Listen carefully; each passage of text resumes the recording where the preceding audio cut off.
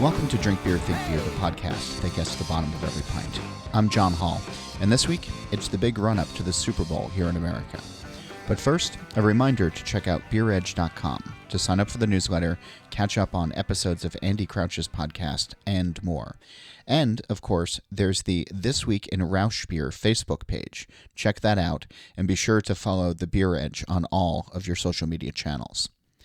The biggest sporting event in the country is usually a chance for breweries in the cities where the teams are from to get together for bets, and that usually involves collaboration beers, meals, or some sort of other good-hearted fun. This year, the game is being played in Tampa, a city already known for good beer. And in the game are the Buccaneers, the first team to actually play in the championship in their home stadium, as they take on the defending champions, the Kansas City Chiefs, another city known for good beer.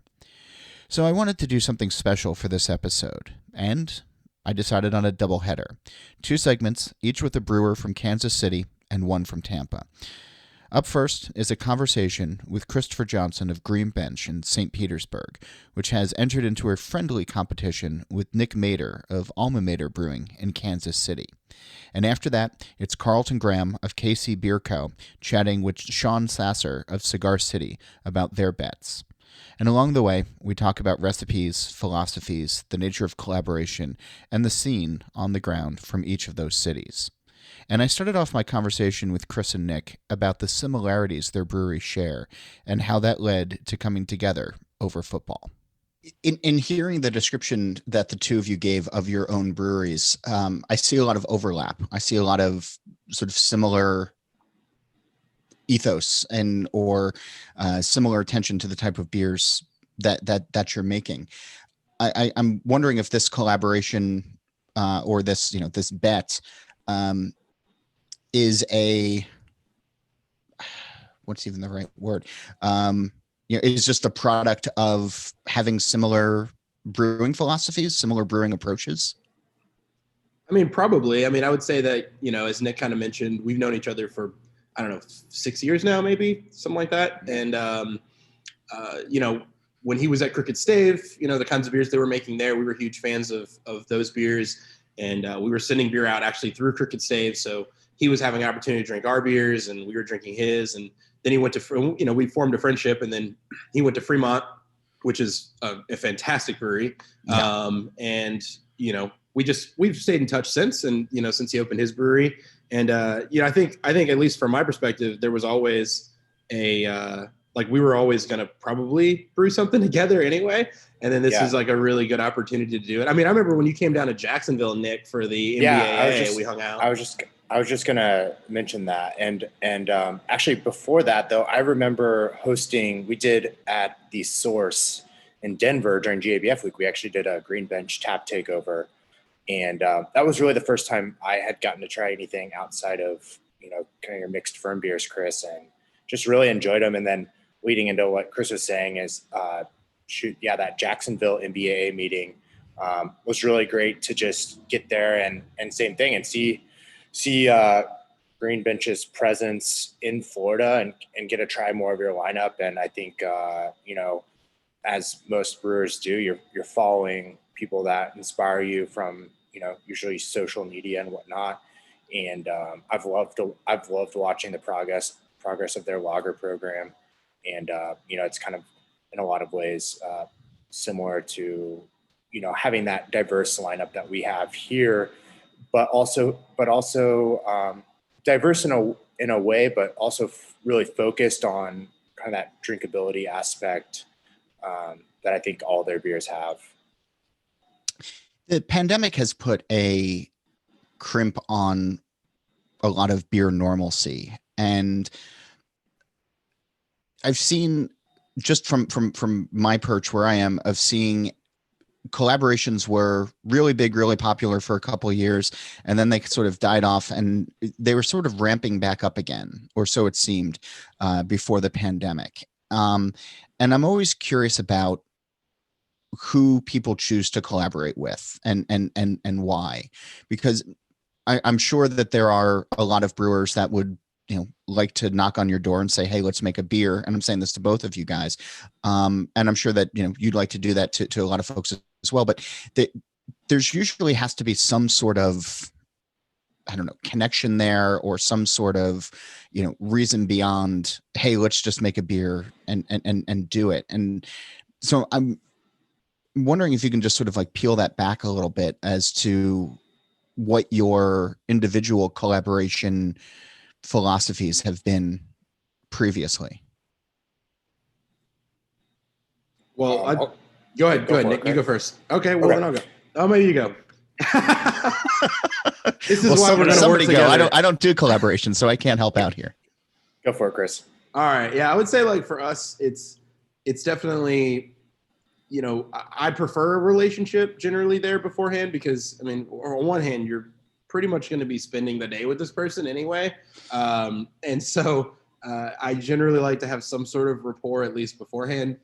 Also, it makes it easier to sometimes like be prepared for the collaboration. Like you have some sort of built-in understanding of what the other person does. You have an idea of maybe some of the questions you want to ask when you are going to, or when they're hosting you, or you're hosting it, frankly, of that person. I like it to be a two-way street where we're both learning something, but we're also able just to kind of relax and have fun and just hang out with somebody that, like, generally speaking, you only see at a festival or a convention or, whatever. And it's like kind of a day in which the rest of those other distractions aren't kind of in the way of actually spending time with that person. Now, with that said, I do know like a lot of people will probably collaborate.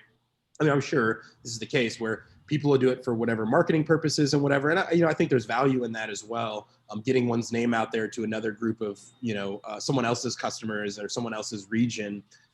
So I think that's, that, again, like I guess there's value in that, and that makes sense. But I think especially at least at this point in our brewery, frankly, I'm pretty busy. And so if I'm gonna do it, I like to do it with someone that, like, yeah, I'm legitimately taking this day to sure brew a beer, but kind of spend time with this person, because I don't necessarily have the luxury of just doing that with everybody. And then obviously you definitely want it to be someone that you respect, and hopefully sometimes for us, it's about introducing our market to people that we're excited about, because I think that ultimately helps our beers too. Like when I can bring someone's beers here, or bring someone here, brew a beer with them that someone around here has never heard of before, they enjoy it. That helps our beers as well, because they see, well, yeah, there's other people that make this kind of beer. There's other people that have this like-mindedness, this drinkability that, Nick was saying, that I think that for sure, I think his beers and our beers, if anything, they really share that commonality that no matter what they are, we build them from the ground up for drinkability. Nick, what's your approach? Yeah, I would echo a lot of the same things. First and foremost, the learning aspect and the connection are the biggest for me. And, like Chris said, you see a lot of folks at festivals, and sometimes that's the only time you see people, or like, brewing conferences and whatnot.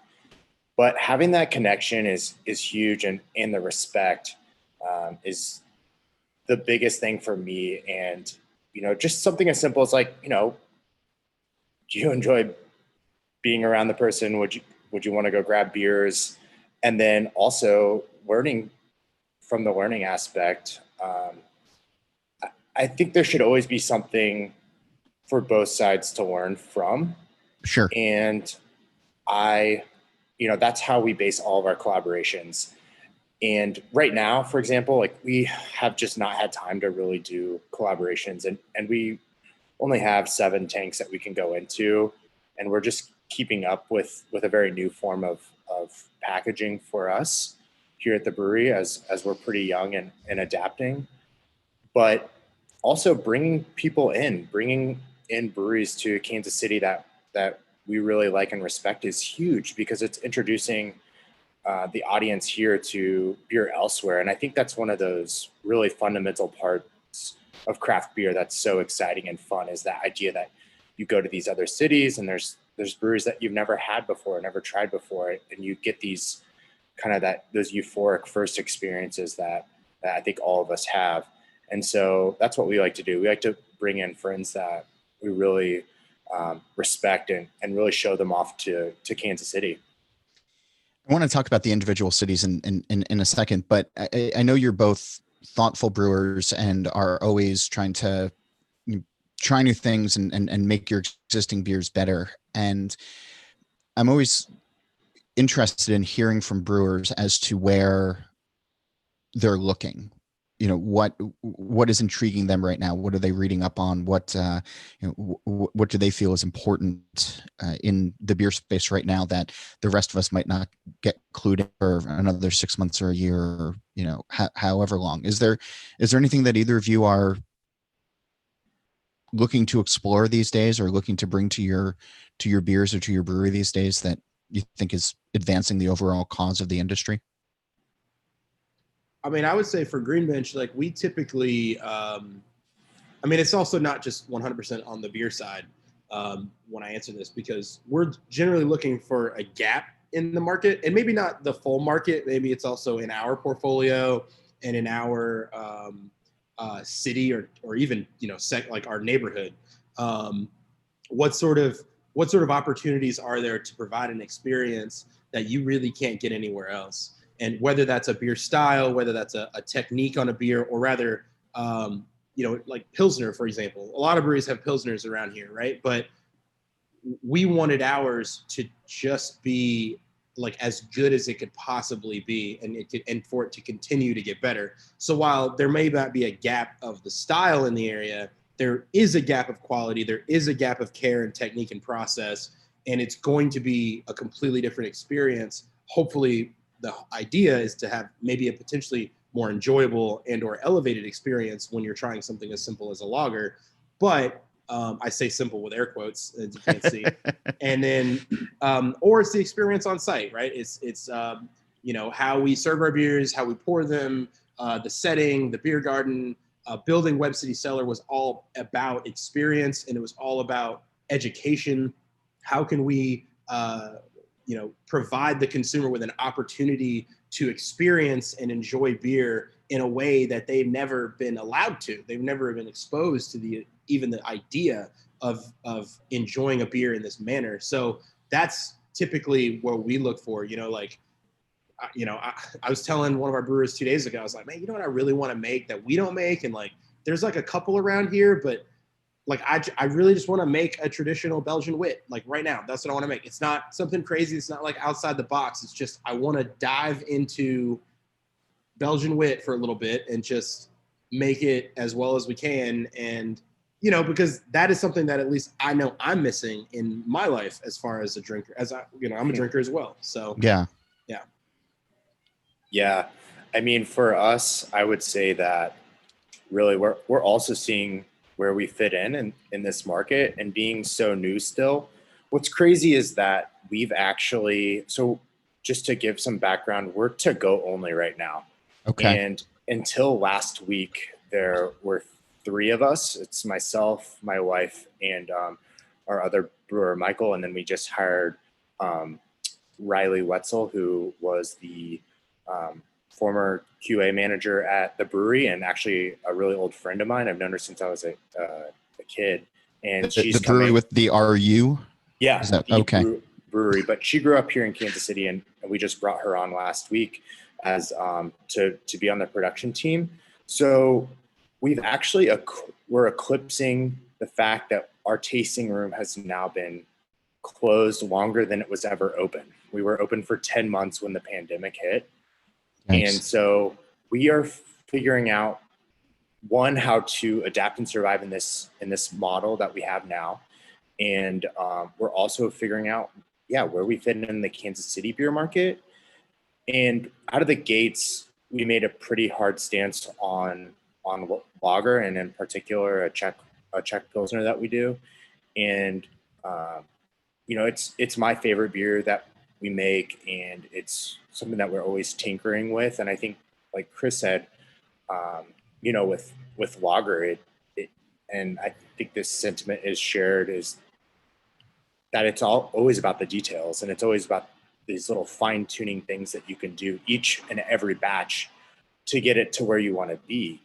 And then also just figuring out where we fit in IPA-wise. What, for example, is how the market here is reacting to, hazies versus now we're introducing some West Coast IPA, and seeing how people are really receiving that well here. And so we're able to are you seeing a shift? You're seeing a shift from folks who, is it folks who are coming into beer for the first time and drinking West Coast, or is it hazy East Coast IPA New England style who are now branching out into West Coast, like younger drinkers, I guess? Yeah, I would say it's part young, it's part people that have been around beer and enjoyed beer for a while and find it refreshing that this style is like not completely dead. And I don't know if it's so much new drinkers, but we're a really hard case study because we're just so small. And so we have this small audience that, you know, really what they're buying and what they're telling us, and what I want to make kind of all goes into this equation of what we're going to end up doing. Okay. And so there's not like, you know, we'll trial things. Like we'll put something out, we'll maybe do a smaller batch and see how it gets received and how fast we get through our cans and whatnot. And then that will either, you know, help guide the direction of where we're going. But yeah, I mean, it's for us, we're still really laying the foundation, especially with our barrel program, which is a clean program. We're just focused on, you know, racking a variety of bourbon barrels with, you know, imperial stout, barley wine, and different sort of like brown ales, imperial browns and stuff like that. So nothing wrong with that. Yeah. Yeah. But, it's really interesting right now. You know, I can't really be definitively say it's one thing or the other. Well, Chris, I mean, even with the Bucs not in the game this year, Tampa was going to be, and your area was going to be the main focus for the Super Bowl. How has your area changed in the last year? You know, I imagine that a year ago, everybody was thinking, okay, like this is going to be a huge win for us. We're going to be packed for 2 weeks. We're going to, we're going to be doing really well. People are going to come from all over the world for all of this. And I mean, and granted, your part of the world is where people travel to a lot anyway. How have things changed? And do you think those changes are going to be permanent? I mean, I think they'll be around for a while at least. I mean, I can't imagine it being, you know, anything like it was pre-pandemic for at least another probably year and a half minimum. Like I just, you know, it just doesn't feel like the sort of light is really that close. But maybe you're starting to see it. We're starting to see people, you know, go out more, you know, family members and friends that we know of are getting the vaccine. So, you know, I think we see a light, but it's pretty far away. As far as how, you know, we anticipated it to be pretty crazy during those 2 weeks. We were going to have some events here, some ex-NFL players and stuff. We kind of had talked to about, you know, shutting the street down here on Baum Avenue where we're at and doing like, you know, some pseudo NFL experience stuff, hosting some different radio stations from around the country to come in and like broadcast, you know, on one of their shows once during the week. Or so you know, we're in St. Petersburg, which is from the actual stadium. We're 25 minutes away, 30 minutes away, maybe. Yeah. And it's close relatively from our, you know, at least the traffic in this area. That means that's really close. So, yeah, it was supposed to be crazy. And so now I think all of the like NFL experience stuff is really cornered to Raymond James Stadium and One Buck Place, which is they're across the street from each other basically. Yeah. So that's really where all the happening is now. Like Ybor City was supposed to have some crazy stuff, and I'm sure some bars are still going to do some stuff, but it's just not going to be as big as it was. And I mean, it's really unfortunate this year because this has been like the best sports year for Tampa Bay ever. I mean, in all of our 4 professional teams, we were in the whatever championship they had, right? So we won the Stanley Cup this year. The Lightning had to play it in Canada. Sure. We lost to LA in the World Series, but the Tropicana Field is directly across the street from my brewery. So that would have been rad. And then, we also have a, not MLS, but just underneath that, professional soccer team, the Rowdies. They also went to their finals. The finals actually got canceled. So no one ever even got an opportunity to have the game. Like they got to the finals and then they canceled it because there was an outbreak. And then now the Bucs, who are obviously hosting a Super Bowl for the first time ever in NFL history. So this was going to be a pretty rad year. And with that said, as a sports fan, I'm still ecstatic. But owning a brewery, I'm also like, damn, like that would have been dope. Like,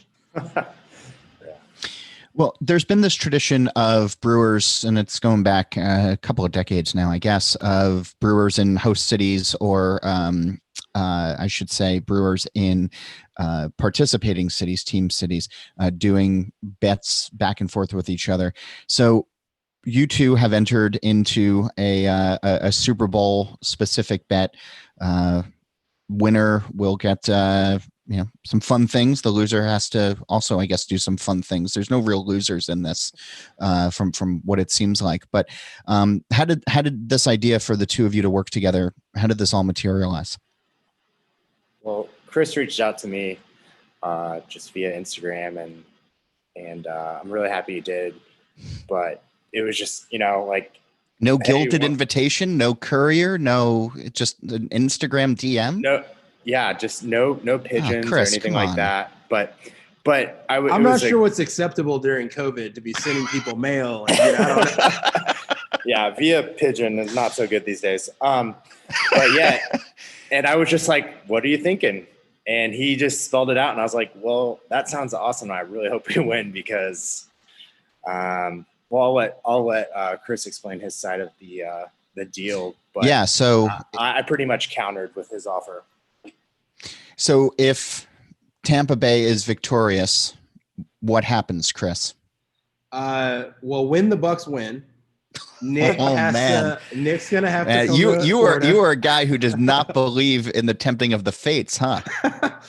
No, I don't think. Wow, I'm in superstitious New York region where we don't say those types of things about our team. John, we've already been there.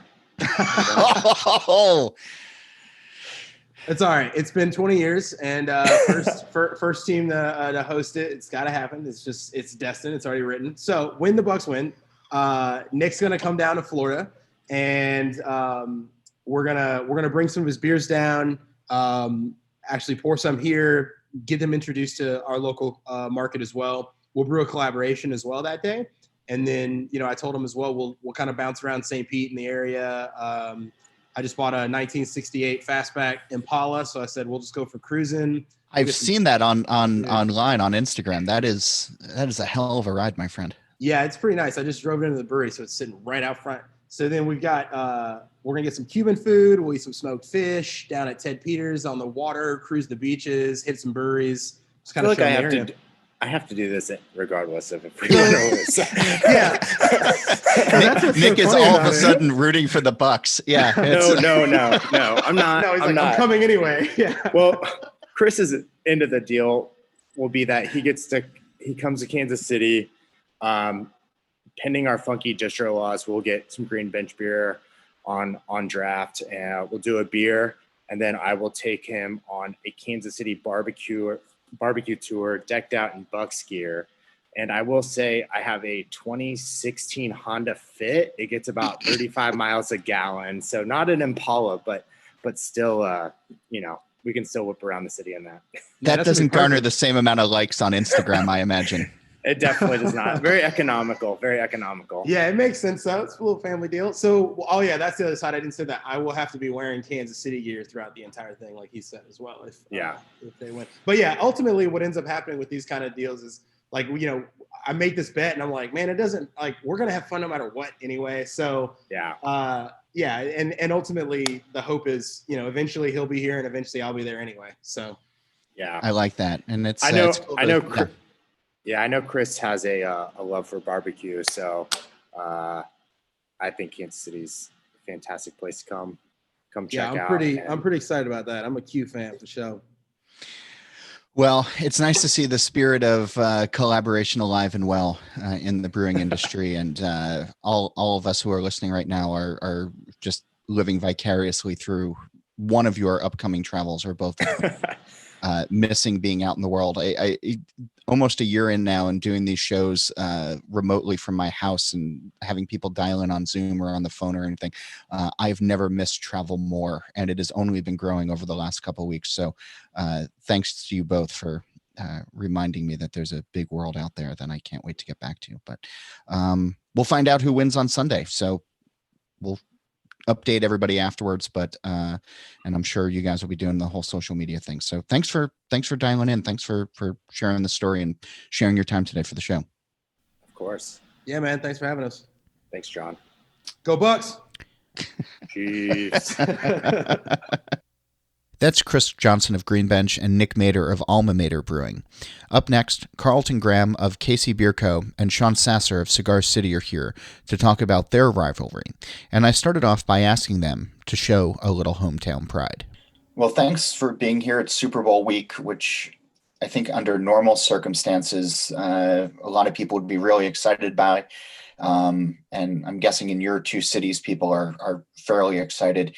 But it's it doesn't feel like a normal Super Bowl year. It doesn't feel, nothing really feels normal anymore. But you two know each other. You two have been friends for years, coming up in the same brewing program. I'm curious, and this is a question for both of you. Which is the better beer city, Kansas City or Tampa? I'll let Karlton go first on that one. Man, I wouldn't have any way of knowing the answer to that question. Kansas City has a strong craft beer history because of Boulevard Brewing Company, having been one of the larger brewers in the country and going back a long time to 89 or 90. But I think we sort of lagged a little in developing new or smaller craft breweries. When we opened in 2013, early 2014 really is when we opened the tap room. There were hardly any breweries in Kansas City. We were like almost this like new thing. And I think a lot of other cities had already come a long ways. But I know Cigar City is a huge brewery in there in Tampa, but I don't know anything else. I don't know a lot else about Tampa. Well, it's definitely a great beer scene here. I mean, we've developed, Cigar City's been around since 2009. And back then there was only a couple breweries in the area, in the Tampa Bay area. Some of the OGs like Dunedin Brewery and Tampa Bay Brewing Company. And no, I think now it's since I moved here in 2013, it's been a pretty crazy transition where I would say that Tampa's definitely one of the best beer scenes in the country. And you can get everything from the touted big old imperial stouts with crazy adjuncts to some really expertly crafted lagers to some of the best IPAs you can find. So I'm real happy to be in a town with such great talent. But I think I want to add real quick to that I think Kansas City's I mean, Kansas City intro is fine. I guess I should have been more elaborative on the first part of it. I mean, we've got 40 breweries plus now. I mean, there's a lot of really cool stuff and awesome things going on here. So I think Kansas City is a great beer city right now. I think it's come a long way and it's good. Karlton, is there a cohesiveness to what KC's beer is right now, Kansas City in general? Like, is there sort of like a regional DNA that is starting to emerge now with 40 plus breweries and some of the larger established players, but also some of the new ones? Is there something that sort of binds you all together? Boy, not that I can identify. No, I mean, there are certain breweries that are doing certain things really well and not doing other things, like not putting out a lot of stuff in other areas. But I think collectively as a scene, we, just like I would guess just about every other larger American city, there's everything. I mean, we've got every kind of beer coming out of all corners. So I don't think there is an identity right now. What about for you, Sean, in Tampa? Is there... I know you sort of just talked about everything that the brewers are offering down there, but is there something sort of that you can put a fine point on the greater Tampa Bay area? I mean, I think the first thing that people would probably throw out would be dessert stouts, imperial stouts. Yeah. Everyone, despite it being hot as hell down here, they definitely love their big goopy stouts. But there's a lot of breweries now that buck that transition or tradition. So it's they definitely aren't focusing on or make any imperial stouts. So we've kind of the same thing. I've had the conversation with John Wakefield in the past on Florida's love affair with big imperial stouts, despite being in some of the warmest weather in the country. And he had his thoughts, but what are yours? Why do you think that those beers are so appealing to your local customer base when they really don't always seem to jive, at least at first blush, with 80, 90 plus degree weather with humidity to match? Well, I think part of it comes down to it's a large state, so there's a lot of people here, and then so there's a lot of people who are from up north where it's cold. They're bringing that need for stout down with them, even if it's not as stout weather as you would say. The other part I would attribute to it is the beer community and how the beer enthusiasts kind of came together. And I mean, I remember the late 2000, early 2010s of all the bottle shares that went down. Like that just seemed to be the time where everyone was meeting up, everyone was bringing the best of their best and trying to see what craft beer was. And a lot of those big goopy stouts were on the table there. And I think the love of that kind of grew organically from just how all of these beer enthusiasts were getting together. I remember those bottle shares, being in sort of my own circles at that time and seeing a lot of those, but often then really loving the fact that I had a few lagers in the fridge or that I'd bring with me just to have some balance, have some normalcy. It's still in the craft space, Karlton, lagers. I know Ashley Carter of Beer Stat likes to say lagers are on a 150-year winning streak, and it's sort of true by the big players. But in the craft space, there's still a lot of ground to make up, and certainly the last couple of years have really start to make craft lagers, small batch lagers, much more mainstream, much more top of mind for folks. But when you all started, was it a tough sell, especially being in Missouri where there's other lagers, I should say, maybe, Well, some larger Clydesdale drawn lagers. Yeah. And I know St. Louis is in Kansas City, but yeah. Yeah. I mean, we're in the same state, but, I guess I'll say that things kind of took off for us in the degree that we started making a different lager. It started with that, and now it's gone into more of the pale lagers that are closer to the beers that have always been around, Budweiser, Stella, what have you. But our flagship beer is actually Dunkel, a brown Munich style lager. And I think we had some success with that when we started because it was different. It wasn't just like all those other lagers, but it had that different color. So you got to have a kind of a different looking beer, although the taste is quite mild and it's quite drinkable. Yeah. Has there been, but now that you're making lighter lagers, and I just wrapped up doing some reviews for Wine Enthusiasts, and I was surprised on how many light American lagers showed up in the tasting panel. Happily surprised, made by smaller makers, and it occurred to me that this is maybe something that wouldn't have happened 5 years ago.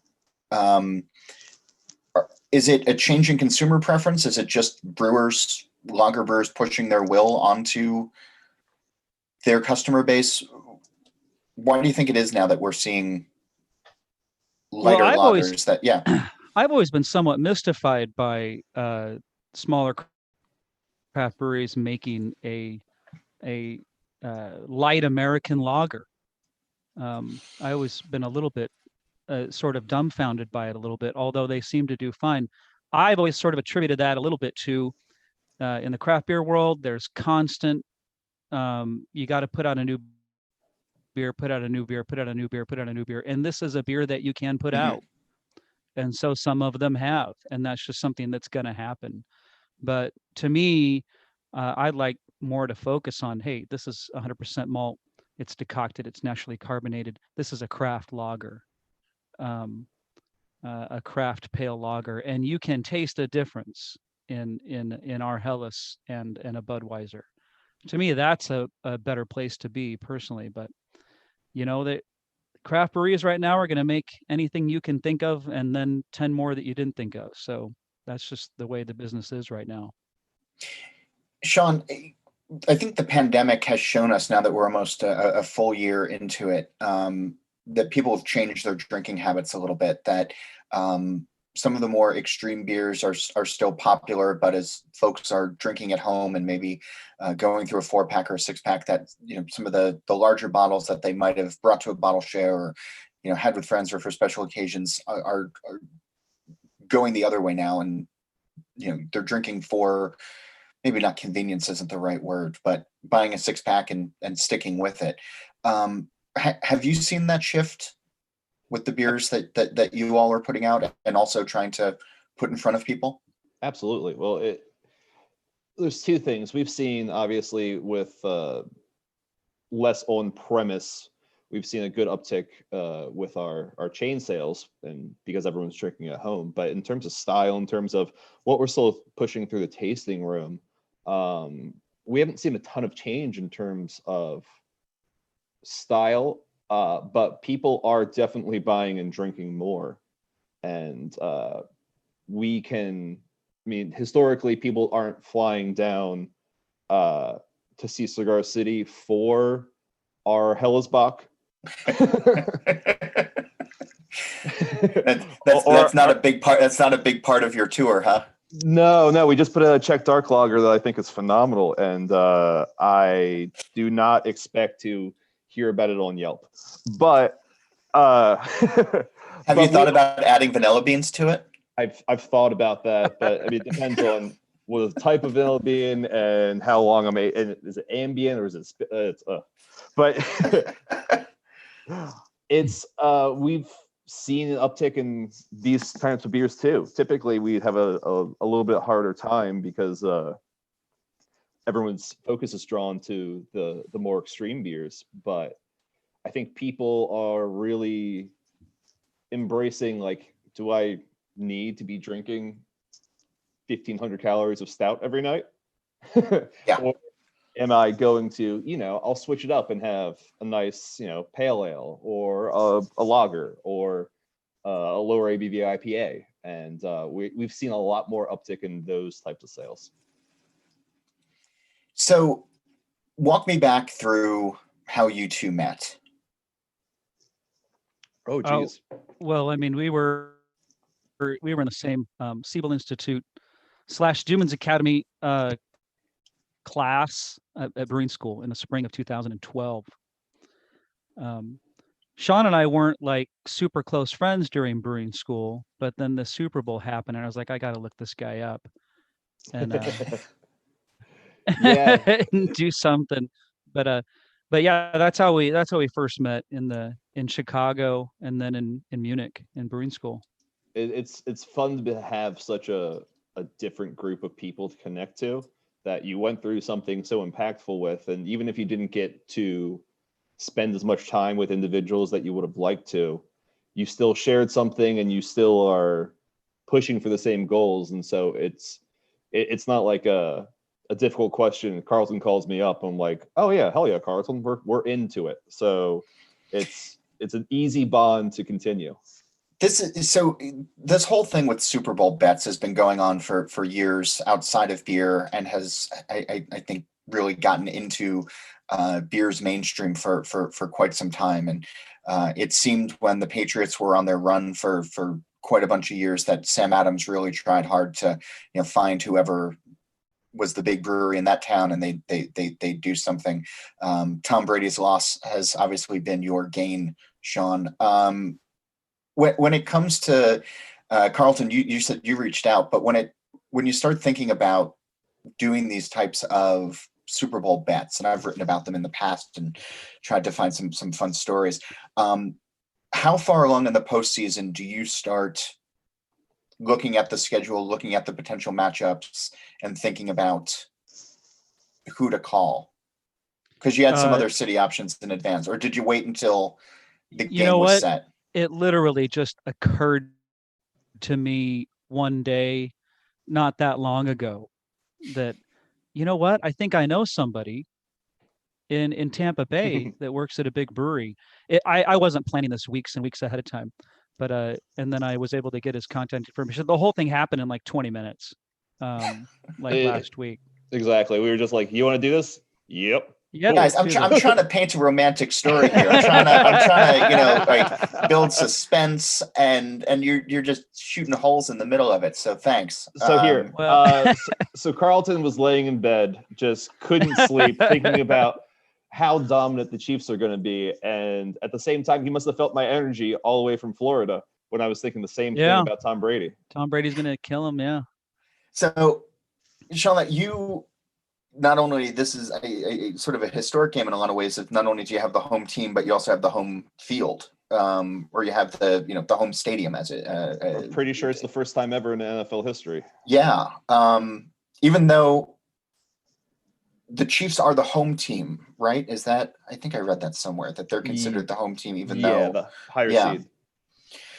But you've been thinking about this game for the last year, and regardless of the teams that were going to be in it, it was going to be right in your backyard. What's it been like this last year, sort of planning on what the brewery was going to do in response to the Super Bowl? And I guess certainly for the last year under a cover of a pandemic. Yeah, I mean, definitely the early part of 2020, we had a more grandiose plan for what we'd be doing. Right now, we are just excited to have however many people we can get here. We're very fortunate to be about a mile's walk from the stadium itself. And so foot traffic and everything will be huge. I'm sure we can, our marketing team is putting together something truly, truly fun for a lot of the people out there. So I'm excited to see what we roll out for it. I know we'll at least do some special treatment kegs and stuff, but it's exciting to have, and it's different because I think everyone expected 2 fan bases flying in instead of just 1. Yeah. So we've got a rowdy group that we're already used to. So flying in 1 more, we're prepared for it. But Karlton, it's also interesting in Kansas City that this is a return for you guys, and this is there's been a lot of momentum behind your home team over the last 2 years. What's the general mood like in KC right now? Well, I mean, after forever and ever and ever of having just heartbreak after heartbreak after heartbreak in the playoffs. I don't know if you know much about Kansas City football, but I have a lot of friends who are Jets fans, so. There were a bunch of years when they shoulda, coulda, woulda won a lot more than they did, or even win the Super Bowl, and they just always got their heart broken. There is just a sense for just as much success as possible at this point. I mean, what a great group of players they've got. Probably the best player in football right now is on the Chiefs, and I mean, it's just exciting, and just want to get this one and the next one and the next one is kind of the feeling I get. But it's interesting going up against Brady then, who built a dynasty. So it's yeah. So anticipation enough. So a call came together in 20 minutes, and you guys jumped on an email, and you said, "Okay, let's do something." And it's a bet, right? It's winner has to brew the other person's beer. Well, I think we're both going to brew it. Okay. So if the Chiefs win, then the beer that will be brewed will be determined by me, and if the Bucs win, then it will be determined by Sean. And you've made the determination? We have. Yep. Okay, so let's start with you, Karlton. If your Chiefs win, what is Sean going to have to brew? So I don't know if you ever heard of it, but it's a quite a bit of a minor beer style in Germany, but it's a Nuremberg style Rot beer. So it's a red beer. Rot beer means red beer in German, and it's a very bright red beer. So I think that speaks well to the Chiefs being such a bright red color. is their team color, and we'll come up with a name for it if the Chiefs win that has some sort of call out to Kansas City or the Chiefs. What are some of the other flavor profiles or specs on that particular style? Because I'm not overly familiar with it. So it's kind of like a red Helles, but because you have to make it so bright red, that also changes the flavor quite a bit, and it gives it a very distinct sort of caramel malt flavor that has a little bit of a candied edge to it. Oh. I've tried to make one here, and I don't think I did a super great job of making it. I think it came out closer to pink than red. So if the Chiefs win, I'm going to have to go back in and do some more research and make sure I make it bright red, because that'll be the beer that they have to serve in Tampa Bay, because they lost the bet. Mm-hmm. And so if the other side wins, Sean, if you emerge and your team and your town emerges victorious, what recipe are you sending up to Karlton and Kansas City? So what would be more fun than making a Reinheitsgebot focused brewery brew a big old adjunct stout? And that's what they love in Tampa. So, yep. Yeah. So as soon as I heard that he'd never brewed a stout, let alone an imperial stout over there. And I mean, when we talk adjuncts, we're talking adjuncts from the Reinheitsgebot way. So like oats and wheat. We're not talking about amaretti flavors right now. Okay, so there's no coconut or banana or no. So it'll be relatively tame in terms of Cigar City standards, but so if the Buccaneers win, I will say that we will make a beer for the first time ever that is not just barley, hops, water, and yeast. Is the thought of it stressful? Is the thought of that exciting, regardless of what happens? Like, we still have a couple of days before the game. It's stressful and exciting. I mean, so we would never do that. We would never make a beer with anything other than what's allowed under the German, purity law, except for a huge exception like this that we've lost a Super Bowl bet. So if the Chiefs don't lose the Super Bowl, there's literally no reason to ever do it, and we would never do it. So this will be a unique situation if we get into that. I think it seems like, yeah. I think we both kind of, at one point during this conversation of what styles to make, we're like, I kind of hope we lose just because I want to make this beer. Yeah. But just because it's both a challenge for both of us in different ways. Yeah, it would be very interesting to have to make this beer, this kind of beer that we've never even thought about making. But I hope the Chiefs win the game. Sean, what about you? Oh, I hope the Bucs win the game. Yeah, obviously. I mean, in my heart, I'm a Baltimore Ravens fan. I'll just throw that out there. But no, I support the Bucs 100%. Well, we'll just have to wait until Sunday evening to find out. And I imagine you guys will be updating on your social media pages, and I will, of course, follow up on this show as well. But good luck to both of you, because I don't have a I don't have a player in this game. So, either way, it's, the drinkers win. So, guys, thanks for sharing a little bit behind the scenes and spending some time on Super Bowl week talking about your beers. Yeah. Absolutely. Thanks for having us. Thanks for having us. Appreciate it. My thanks to Karlton, Sean, Chris, and Nick for being on the show and for bringing a little fun to this. Before we go, a reminder to check out beeredge.com for articles, podcasts, and the newsletter, and more. And if you want to advertise here, you can reach out to Liz Melby. She's at liz@beeredge.com, and she'll walk you through our surprisingly affordable rates. Go to Facebook and become part of the This Week in Rausch Beer podcast fan page, and please don't forget to subscribe and leave a review of this show. You can also check out Steal This Beer every Monday and the BYO Nano podcast on the 15th of every month. You know the deal. Nate Schweber does the music, Jeff Quinn designed our logo, and I'm John Hall. New episodes of this show come out every Wednesday, and that's when I'll be back again to drink beer and to think beer. Let's go Colts.